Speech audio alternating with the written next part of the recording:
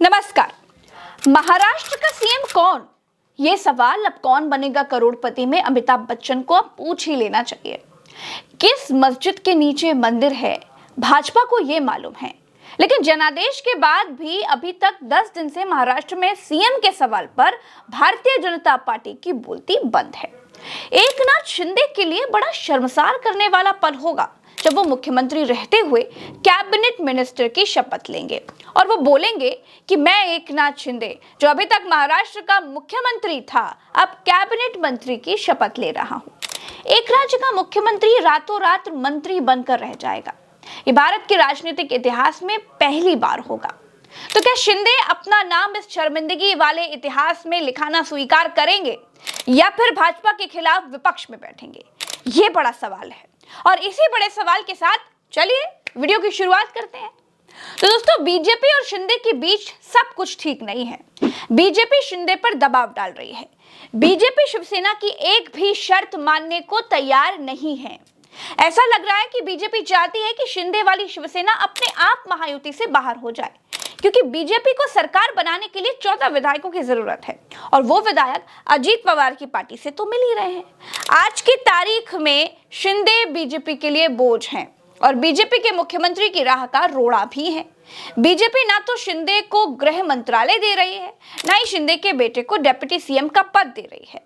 सारी कोशिशें करने के बाद जब बात नहीं बनी तो शिंदे के बेटे श्रीकांत शिंदे को मीडिया में आकर ये बयान जारी करना पड़ गया। पिछले 2 दिनों से ये खबर सवालिया निशान के साथ दी जा रही है कि मैं उप मुख्यमंत्री बनूंगा।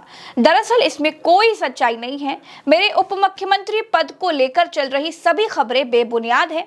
लोकसभा चुनाव के बाद भी मुझे केंद्र सरकार में मंत्री बनने का मौका मिला, लेकिन पार्टी संगठन के लिए काम करने की सोच कर मैंने तब भी मंत्री पद ठुकरा दिया था।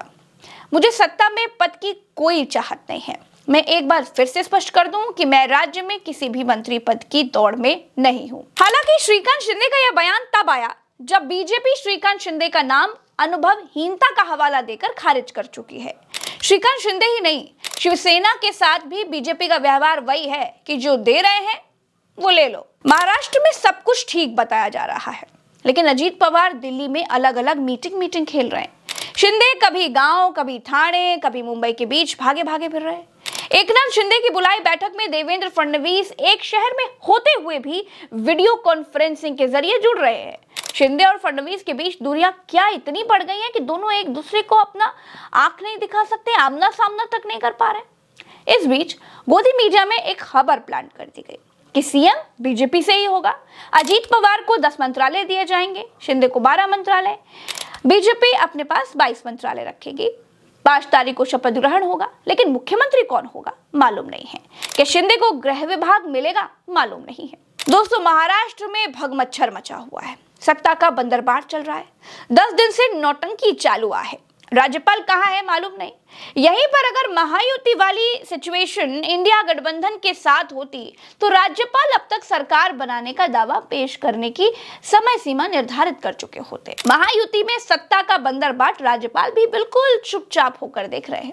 भाजपा को गृह, राजस्व, उच्च शिक्षा, कानून, ऊर्जा, ग्रामीण विकास, ये सब भाजपा अपने पास रखना चाहती है। शिवसेना को हेल्थ मंत्रालय, शहरी विकास, सार्वजनिक कार्य, उद्योग ऑफर किया गया है। अब ये शिवसेना को मंजूर नहीं है।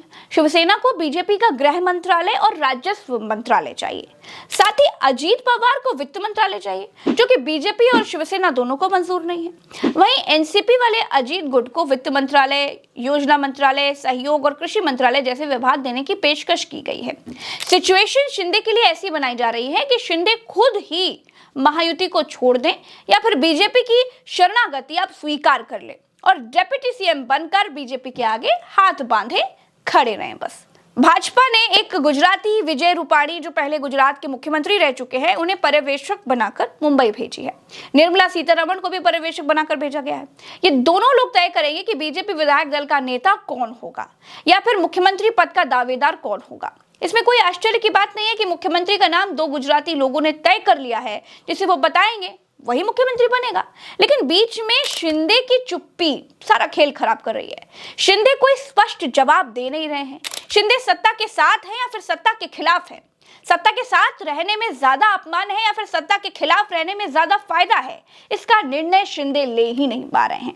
शिंदे की कोई शर्त भाजपा मान नहीं रही है। यह इस बात को दिखाता है कि शिंदे की बहुत ज्यादा जरूरत बीजेपी को अब है नहीं।